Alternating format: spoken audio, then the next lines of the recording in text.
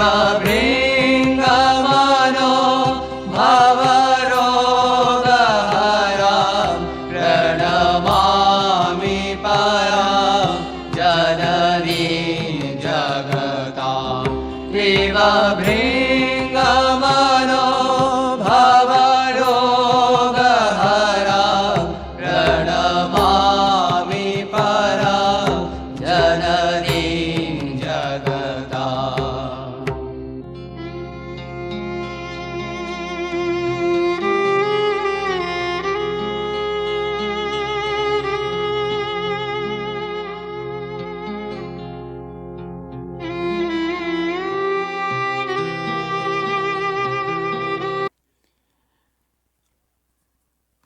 So we are continuing the discussion on the third chapter of the Bhagavad Gita.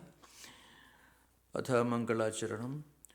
Om Parthaya Pradibodhidam Bhagavata Narayanena Swayam Vyasena Gradidam Purana Munina Madhye Mahabharatam Advaitam Mradavarshinim Bhagavadim Ashtadashadhyayinim Ambatva Manusandadhami Bhagavad Gita Bhavadveshinim Yam Brahma Varunendra Rudramarudastunanti Divyaistavaihi Vedai Sankapadakramopanisadaihi Gayanti Yam Samagaha Dhyanavasthita Tadgatena Manasa Pashyandi Yam Yogino Yasyandam Navidusura Suraganaha Devaya Tasmai Namaha. We are continuing the discussion of the third chapter. So in the last session, we discussed the dynamics of Dharma, Paradharma, and how to go about doing our duties, performing our responsibilities, and how to confront the problem of the unpleasant duty, the unpleasant circumstances and situations, and how to keep the life going on in spite of some apparent adversities and problems. In the 36th verse, Arjuna is putting one very important question to Krishna. The question is, Atha kena prayuktoyam papam charati purushaha anichan abhivashneya beladiva niyojitaha. The 36th verse is philosophically and psychologically very profound. It has got a very profound implication from a psychological perspective. Impelled by what? Prompted by what? Do we do things which are unpleasant? Impelled by what does a person normally happen to do things which are unpleasant, committing what we normally call sinful acts, unpleasant things? What is that force? In spite of our best effort and a strong, intense, honest desire to act otherwise, to think otherwise, to speak otherwise, sometimes we feel there is a mysterious, unforeseen force that prompts us to move in one direction in spite of our best efforts. It's mostly due to the habits, the psychological disposition, the aptitudes and behavior patterns, what we call in Sanskrit samskaras and vasanas, which constitute our mental system. Now, this question is a very important subject that we are going to discuss today. To understand the full picture of the significance of this question, the 36th question, we have to go back to the earlier verses, because these verses are interrelated. In the 33rd verse, Lord Krishna said, even a wise person may even a person who is intellectually aware of certain things, who may be well educated, cultured and refined, and apparently enlightened in a very, very broad sense, may be seen to be doing things in a very undesirable manner. This frequently happens. Sadrisham cheshtade susyaha prakrutehi jnanavanapi prakrutim yanti bhudani nigraha kim karishyati. So even a wise person sometimes may be following his own natural predisposition, his own psychological predisposition, because he appears to be prompted by his own nature. There's a momentum that is frequently happening.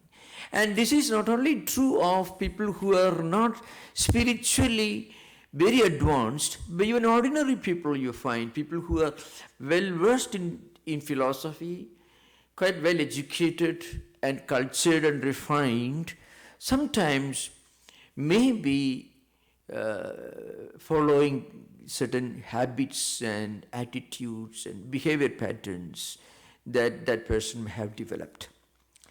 And this is true also of great mystics in Indian tradition. For example, there is a great mystic mentioned in the Mahabharata. It's an example of how a highly enlightened person, in spite of becoming a mystic, a great spiritual person, may not stop doing his natural duty or following his own profession, but he will be doing his work from a higher perspective, totally free from attachment and aversion, which are the two topics to be discussed in the coming verses, which you already touched upon in the previous session. So Vyadha is the name. He was, by profession, he was a butcher. In his early days, he had left his home, went to a forest, sat under a tree like Buddha, and meditated for many years, and he studied philosophy, mysticism, shastras from great enlightened souls, and he became a realized person, he became a spiritually enlightened person. But he was a butcher by profession. He did not give up that job, but he continued doing that duty, but with a higher perspective. So this can be found even in the examples of great spiritual personalities you find.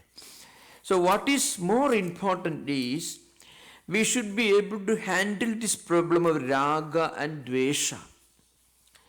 Raga and dvesha are two main examples in our spiritual life. In fact, in answer to the question as to why a person appears to be impelled or prompted to do things which are against his own will, maybe a spiritually well-read person, not a realized person, maybe a person who is highly refined. He knows that what he is doing is wrong. He knows that the way he speaks is wrong. The way he thinks is certainly not the best way to do that. But still he may be behaving in a very particular manner. So there is a contradiction or a conflict between his intellectual awareness and the way his mind moves. So what is the reason for it? That's a question discussed in the 36th verse. Atha kena prayuktoyam papam chariti purushaha anichannapi vashneya beladiva niyojitaha. In answer to this, Lord Krishna says, Kama esha krodha esha rijoguna samudbhava mahashanam mahapatma vidyena mihavairinam. It is desire and anger. These are the two problems, two enemies, great craving and a tendency to become angry unnecessarily. So desire and anger are the two great enemies, and they are also linked to the other two problems of raga and dvesha. So, in the 34th verse, Lord Krishna says, Indriyasyarthe raga dvesho vyavasthito tayorna vashamagachet tauhi asya parivantino. Attachment and aversion. Our natural tendency to be drawn to certain things which may not be eventually good for us. And our natural tendency to be angry or to have aversion to certain things without any real justification. So attachment and aversion, raga and dvesha, of the senses, they function in the senses, or rather they operate in the mind, but mind responding to different stimuli coming from outside. The mind, how our mind responds to the stimuli and the reactions coming from outside, from the world of senses. The way the mind responds is in terms of raga and dvesha. Mind either as a strange attachment and or it may have a strange kind of aversion. Now Lord Krishna gives a strong warning. And this strong tayor navashamagachet tauhi asya parivantino. Now attachment and aversion of the senses for their respective objects are natural for the senses. Senses get attached to certain things and mind interprets those experiences either as Sukha, which leads to attachment, Duhkha, which leads to aversion. So, Anukula Vedaniyam Sukham, Pratikula Vedaniyam Dukkham. This is how our mind reacts to experiences brought into it by the senses, by the eyes, the sense of sight, by the ears, the sense of hearing, by the smell, by the sense of smell, by the sense, by the tongue, by the sense of taste, and also the sense of touch, Tugindriya. So these five senses drag the mind towards external objects. And these senses bring different experiences and reactions to the mind. And the mind interprets and understands these reactions either as pleasant or unpleasant. If the reactions are pleasant or in a very superficial way, happy experiences, the mind enjoys it. It is called Anukula Vedaniyam Sukham. It is called Sukham. Or if the responses and stimuli are unpleasant, the mind interprets those experiences as Duhkha or grief. Now, if we allow ourselves to be dictated, to be tyrannized by these variants, these stimuli, Sukha and Duhkha, that is attachment and aversion, or unpleasant or pleasant, pain and pleasure, if we allow our mind to be dictated, to be enslaved by these sensory experiences, we are doomed.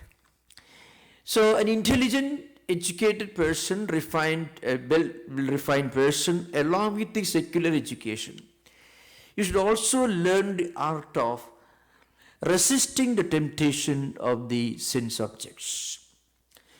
His mind should be established in a state of equilibrium and stability so that his mind remains the masters of the senses.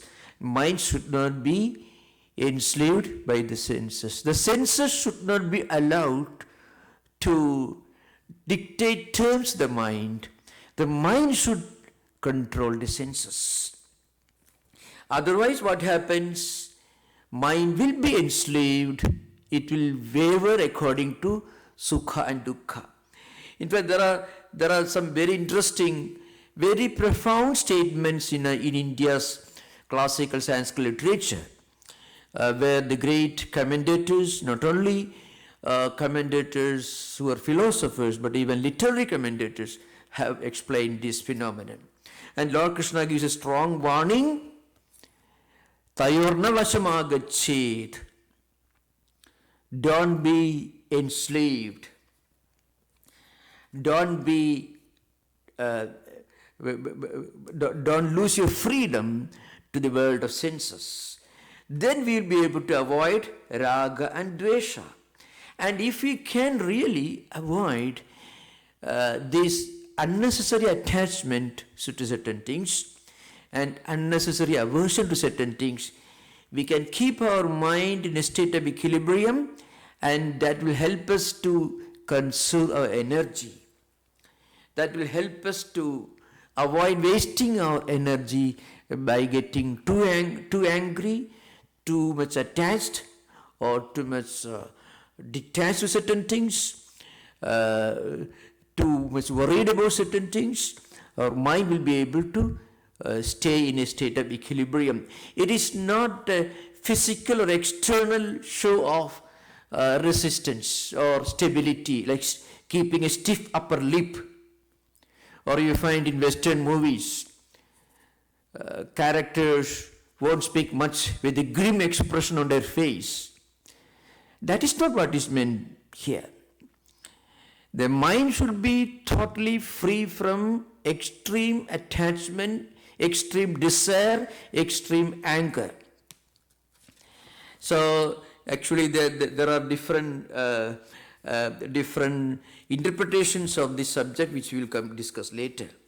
So one of our great Sanskrit commentator, he was also a great Sanskritist. His name was Mallinatha. So he wrote a commentary on a Sanskrit poetical classical work called Shishupala-Vadha, which is called by Makha. So Mallinatha says, Sukhamapi adhikam chitte sugatte naiva rajyate yadastu pranayotkasha saraga idi kirtyade. See, an ancient Sanskrit classical writer, he defines what is raga, what is extreme attachment. He says, Sukhamapi adhikam chitte sugatte naiva rajyate yadastu pranayotkasha saraga idi kirtyade.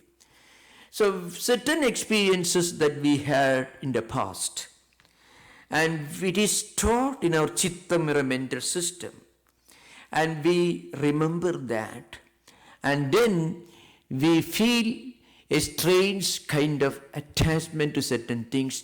We know that that attachment, that obsessive attachment is kind of spiritual slavery to certain things. So certain habits, alcoholism, drug addiction, these are examples. Or too much of the problem of internet. These are classical examples in modern times.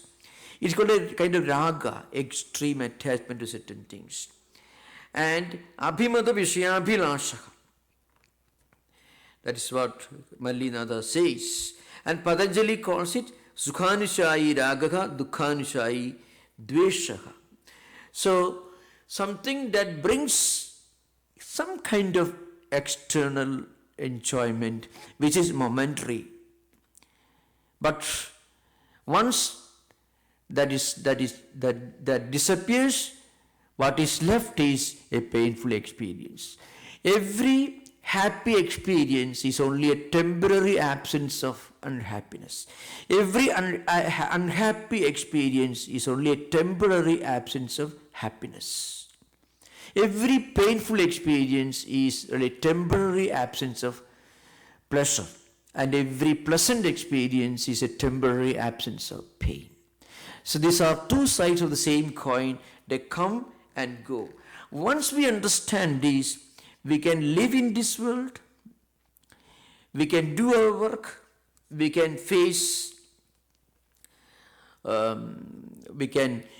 problems in the world without our mind being too much agitated.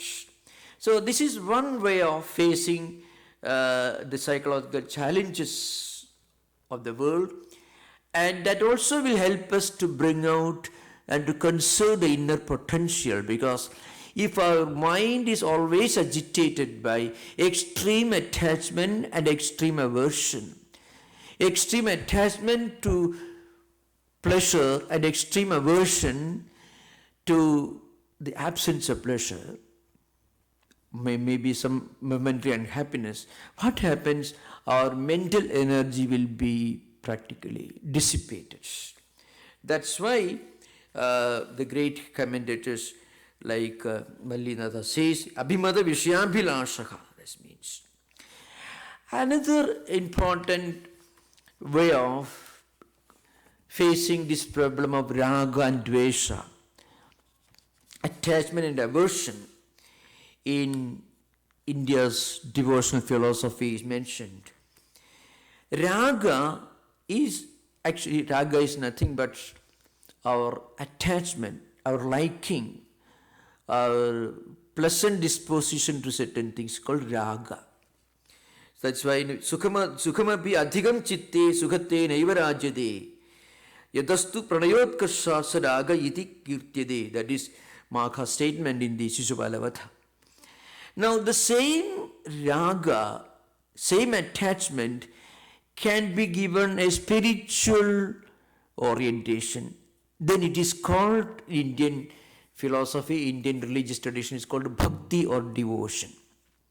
If you want to love something, if you want to have extreme attachment to certain things, have an extreme attachment to something sublime, something great, something wonderful, something transcendental.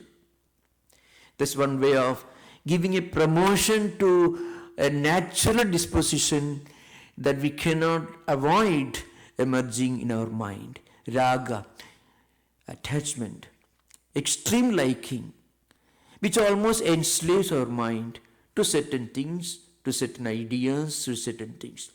Well, then we put another object in front of our mind. What happens? Let us have a desire to study higher philosophy. Let us give a promotion to this mental disposition. Let us, in a spiritual tradition, let's say you want to love God. And for all the great mystics of Christian tradition, Hindu tradition, Buddhist tradition, all the great mystics of the great religious tradition in the world, they were the ones who put their mind exclusively on a higher ideal. They loved God, or they loved, it may be different from tradition to tradition, but the sublimation of the mental disposition, sublimation of the natural disposition of the human mind is what is called bhakti or devotional mysticism in different religious traditions.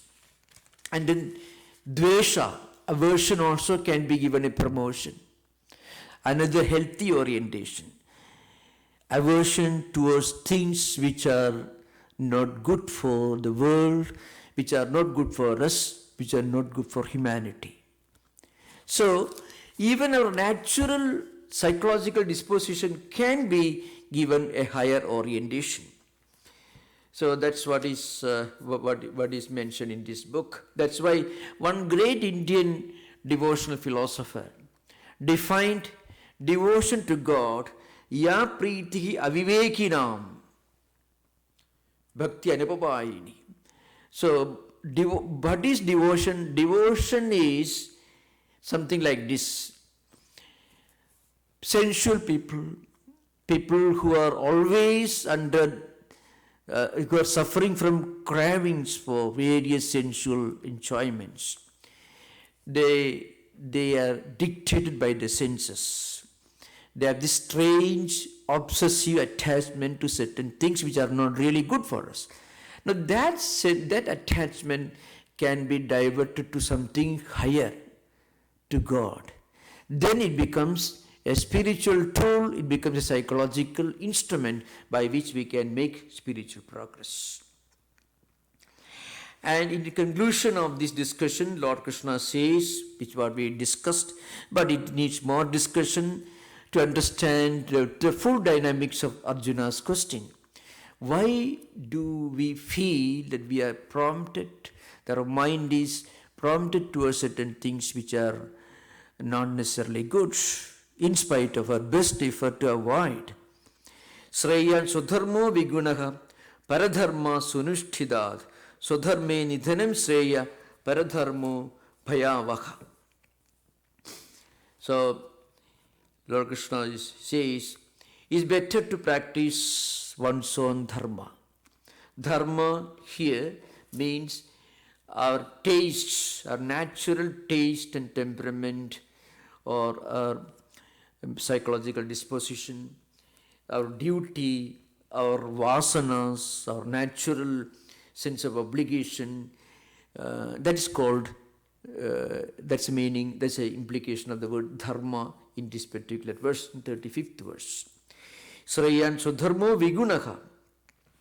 Viguna means something that is not very attractive. It's better to practice one's own duty, to do one's own duty in whatever way possible.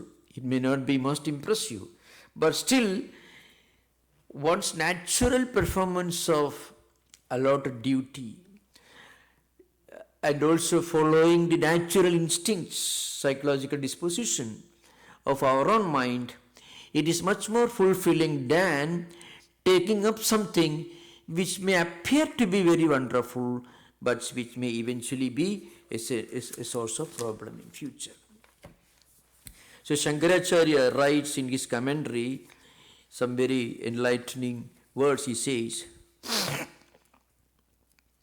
Indriyasya arthe sarvendriyanam arthe shabdadi vishaye ishte ragaha anishte dvesha itevam pradindriyarthe ragadvesho avasyam bhavino.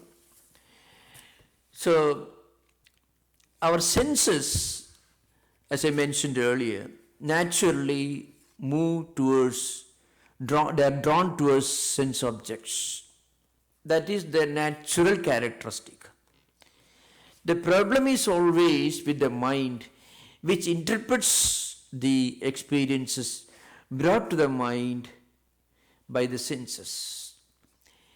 If the senses are allowed to follow the path of raga and dvesha, extreme attachment towards what is superficially satisfying, but eventually dangerous or even poisonous, allowing the senses to have their own freedom will take the mind in the wrong direction. So that's why in the Vivekachudamani of Shankaracharya there is an interesting verse that is the most relevant verse that could be quoted here. Sabdadabhi panjabhireva panja panjattamapasa gunena baddhaha kuranga madanga padanga meenaha bhringa nara panjabhiranchidakim. In fact, that is an answer to Arjuna's question in the 36th verse. So there is an imagery. 5 members of the animal kingdom are cited here, given as examples, as demonstrating the problem of listening to the senses. So, kuranga madanga padanga meena bhringa nara panjabhiranchidakim. So, the elephants and then the deer, the moth, the firefly, and different creatures, they fall victims to the temptations of the senses. The deer, for example, is hiding in a bush or in a cave, and a hunter plays a musical instrument as they used to do in ancient times. So listening to this voice, to the noise coming from the hunter's flute or some instrument, the deer will come out of the bush and will be killed by the hunter.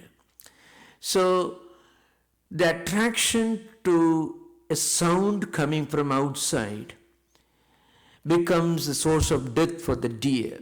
It is given as a metaphor, as an example. And then elephants. Elephants move by herds. They touch each other. So as they touch each other, they fall into a pit and may be enslaved, caught, enslaved, may be killed. So the sense of touch becomes the source of problem for them, for the elephant. Then padanga, certain fireflies which emerge in large numbers during certain seasons, they are attracted by the visual object. When you start a fire, the flame attracts the moths and they fly in that direction and they are killed, they are burned to ashes. Then the fish, they are caught by their attraction for the taste. And also certain other smaller creatures that move from flower plant to flower plant in a garden may be caught and killed by other animals because they are drawn by the sense of smell coming from the flowers.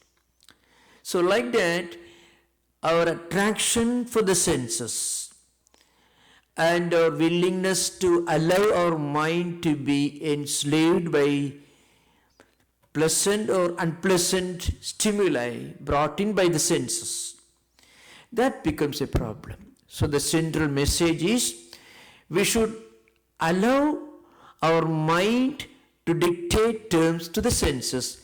Senses should not be allowed to dictate terms to the mind. If senses become the master, the mind will be misled, and if senses are controlled by the mind, which is again controlled by buddhi, higher intelligence, which again may be enriched by spiritual values and spiritual ideas, then senses become obedient in servants or useful instruments in our spiritual life. That's the message. So, in answer to the question, the 36th verse, Lord Krishna says, Kama-krodha rajoguna samudbhava mahashano mahapapma vidhyena mihavairinam. The two enemies that draw our mind towards actions which we don't want to do. In spite of our best effort to avoid doing certain things, our mind is found to be drawn towards certain things. We do things that we know to be wrong. We speak in a way that we know is not the best way to speak. As Dostoevsky calls, our natural disposition to do things which we know to be a source of problems. Intellectual understanding of the problem is not enough. We may know very well how to do certain things. We know, for example, Kama and Krodha, desire and anger. Kama-krodha, lobha, moha, mada, matsarya. These are the 6 enemies of the human mind. But we can consider Kama and Krodha to be the parents of the other 4. If a person has got desire, then that itself is enough for him to become angry when he is not able to procure what he is desirous of. So desire itself becomes the mother of all the problems. So Lord Krishna says, Kama-krodha rajoguna samudbhava mahashano mahapatma. Now, know this as the foe. In fact, it eats our life, destroys our life.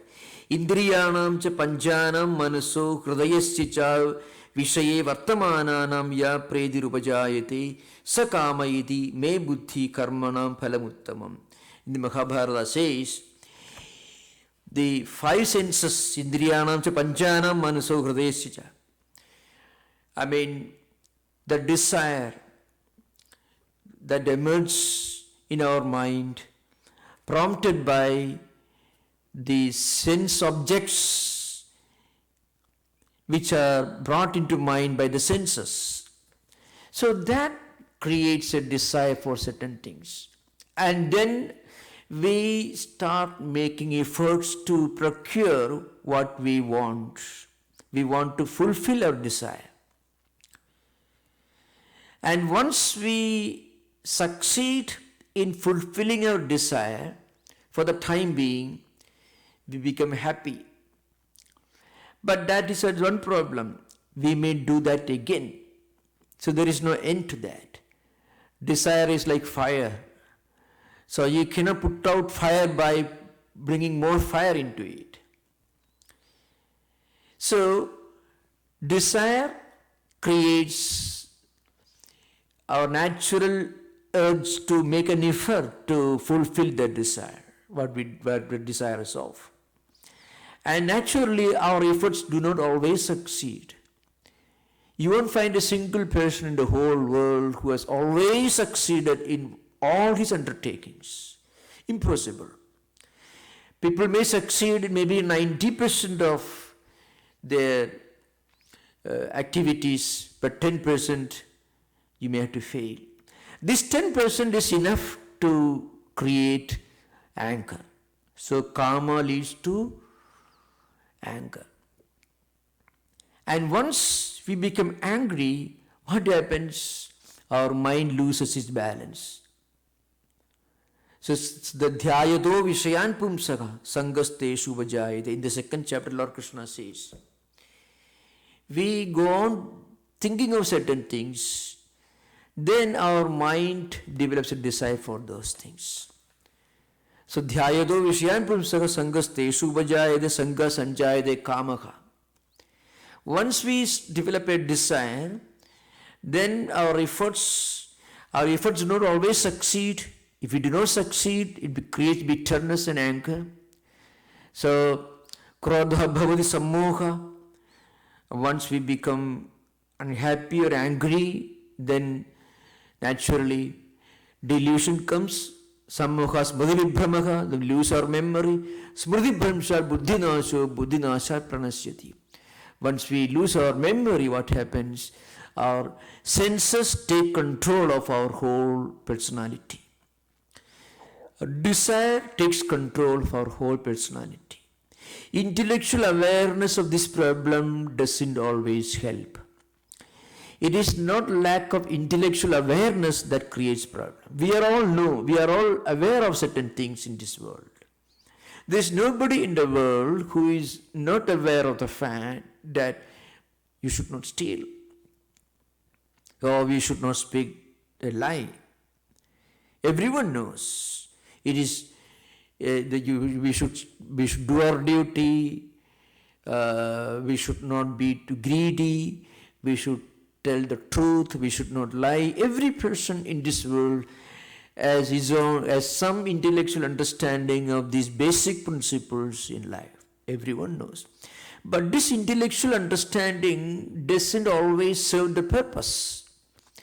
That's because our mental disposition, psychological disposition, doesn't follow intellectual awareness.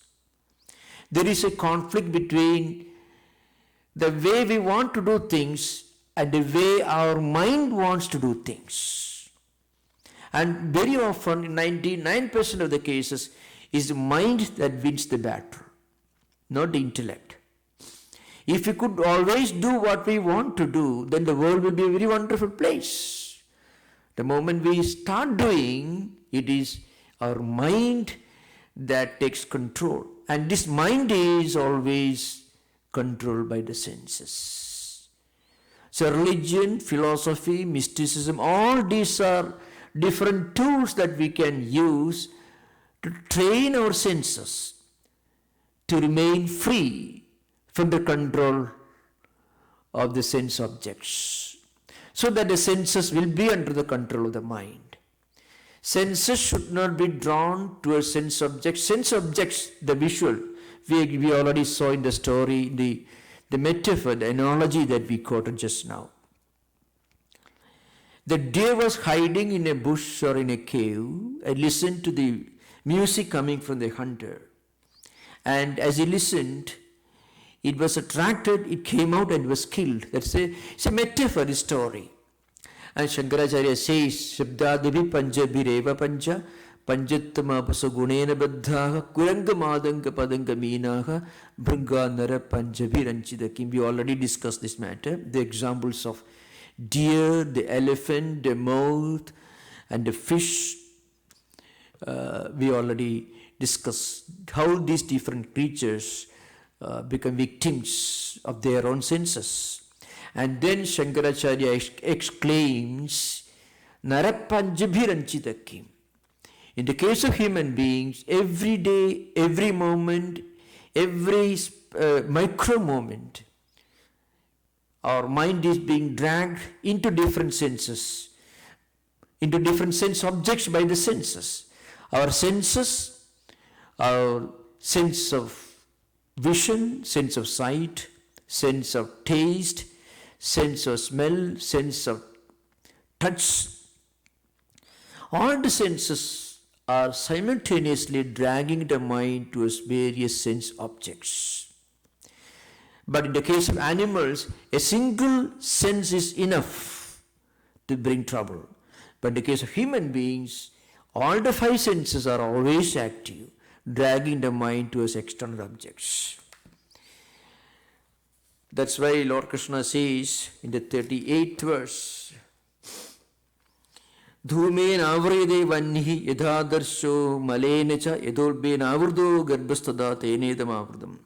As fire is enveloped by smoke, as a mirror by dust, as an embryo by the second line, so it is covered by that. So, this is how human mind works. Avudam jnanametena jnanino nityavairina kamarupena kaunteya dushpurena analenecha. So what happens? Knowledge is always covered by this. That is Kama-yesha, Krodha-yesha, Rajoguna Samunbhava. Though Kama and Krodha specifically mentioned in the 37th verse, but still we have to remember Kama, Krodha, Lobha, Moha, Mada, Matsarya. Kama means desire, extreme desire. Krodha means anger. Lobha means greed. Moha means delusion, ignorance. Mada means pride. Matsarya means competition. That's why one of our great Sanskrit poets once said, Yavvanam dhana sambatti prabhutvam dhanamevacha avivekita ekaikamabi anarthaya kumuyatra chadurthaya. Yavvanam dhana sampatti, youth, wealth, overlordship, prabhutvam, avivekita, avivekita, lack of wisdom. So youthful energy, so senses dragging the mind to a sense objects. So sense objects control the senses control the mind, and mind is being dragged into all kinds of worldly objects. And that creates anxiety, worry, problems every day, every moment. So every minor problem appears to be a big dilemma. So Yavvanam dhana sampatti, lot of wealth in the hands of a young person who has no education, no refinement, doesn't know how to make use of the money in his bank. So Yavvanam dhana sampatti prabhutvam. And he has a lot of people around him who follow him, who maybe beck and call. He is the chief of his maybe sycophants and friends who are ready to do whatever he wants them to do. And he is avivekita. He has absolutely no self-control, no refinement, no wisdom. Doesn't know how to make proper use of his youth, his energy, his enthusiasm, his efficiency, or his wealth, or his influence among his friends. So prabhutvam. This is a terrible problem. So that's why Kalidasa says, Yavvanam dhana sampatti prabhutvam avivekida. youthful energy, wealth, a lot of influence, and then absolutely no wisdom. Ekaikamapi anarthaya. One of these four, one of these is enough to bring his downfall. Suppose a person has got all these together rolled into one in his character. So that's what happens. What happens is, such a person will be completely in the control of the 6 enemies of human mind. That is Kama-krodha, lobha, moha, mada, matsarya. Lord Krishna mentions Kama yesha, krodha yesha, rajoguna samudbhava. So these are 2 enemies, and the chief of the enemies is desire, Kama. Because if you have desire, then krodha will come, anger will come, unpleasantness will come, bitterness will come, hostility will come, this frequently. And then all other moha, moda, matsarya, all will come. Lobha will come, more and more greed, kama, krodha, lobha. Then moha, delusion, ignorance, mada, pride, egoism, and competitiveness, extreme competition, all will come. So that's why it is said one should always try to feed our mind with good food, so that mind will naturally able to develop the ability to control the senses, so that the senses will not drag it to undesirable sense objects. So in the 38th verse, Lord Krishna says, Dhumena avrede vanni yadadasyo malenacha yadolbena avrudo garbhastadha tenedam avrutam. So all the time these Kama and Krodha, they always envelop our mind. Avrutam jnanametena jnanino nityavairina kama rupena kaunteya dushpurena analenacha. So Lord Krishna gives a strong warning. Knowledge is always covered by this. It's the constant foe, enemy of the wise. The enemy of the wise, the enemy of wisdom is this desire. And therefore, you should try to control this desire. In the 40th verse, it says, Indriyani mano buddhi rasya adhisthana muchyade edai vimohayatyeva jnanam avurtya dehinam. The senses, the mind, 5 senses. 5 senses of perception and 5 senses of action. The senses, the mind and the intellect are its abode. So where does this desire stay? Where it is housed, a residential place? Indriyas. Jnanendriyas and karmendriyas. And then mind and intellect. So desire doesn't operate without a place for it to stay. So where is the residential facility of desire? Mostly we say in our mind.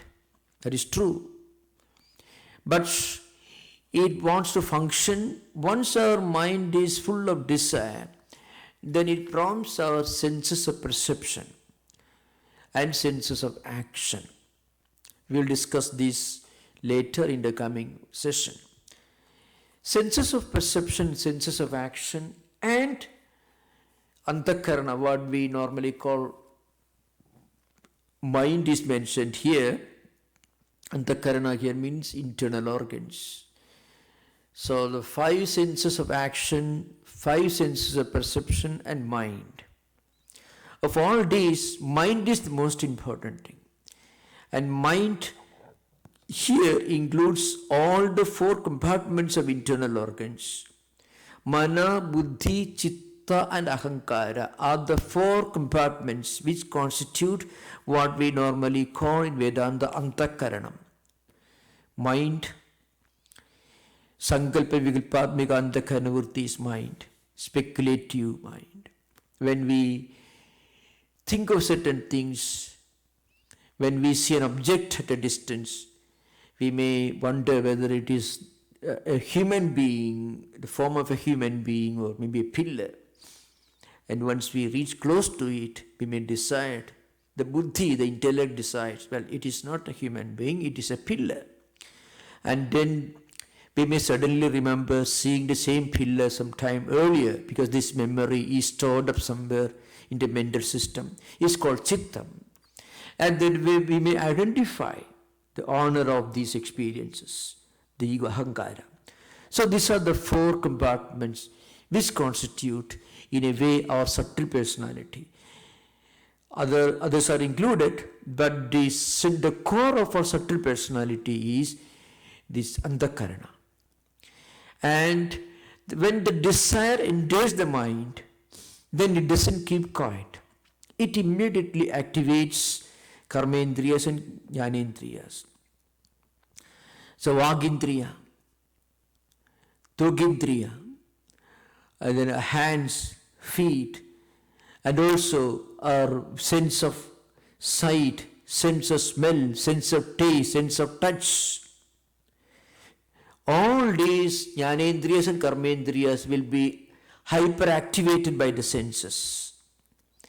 And once they are activated, they will be prompted towards different activities. And then they start making efforts to fulfill the desire. So karma always leads to an immediate effort on our part to fulfill the desire. So that effort is not always successful. As I mentioned earlier, no one can have 100% success in all his activities or undertakings. The slightest setback, the slightest unpleasantness or unhappiness will have a devastating effect on the mind if we do not allow the mind to control the senses. If our senses control the mind, then the slightest setback will have a great, devastating, damaging effect on the mental system. That's why we become too much worried, too much anxious, we lose our balance when there is a slightest unhappiness. So we can equip our mind and make it steady and strong, stable, and in a state of equilibrium by feeding the mind with good food. Just as the body falls sick if we eat bad food, so the mind also will fall sick if we don't feed our mind with good food. And what is the good for the mind? Good ideas, positive ideas, spiritual ideas, philosophical ideas. Ideas that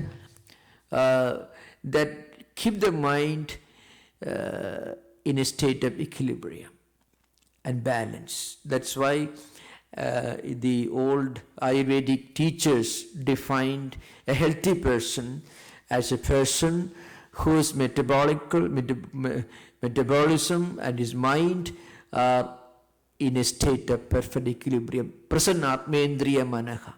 But mind will never be in a state of equilibrium if we do not attach the mind to something transcendental, to some spiritual idea.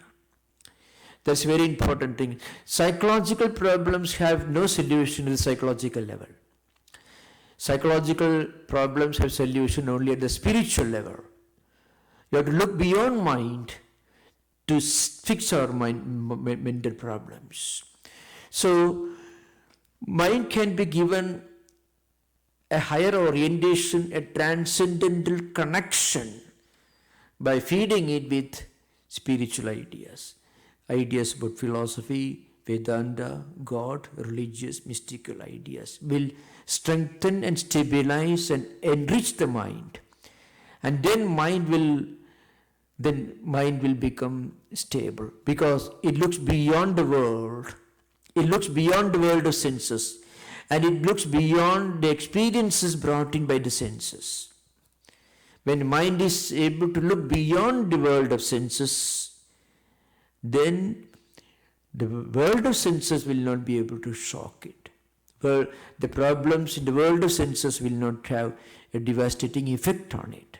Mind will remain steady in times of adversities, and also it will also remain steady in times of happy experiences.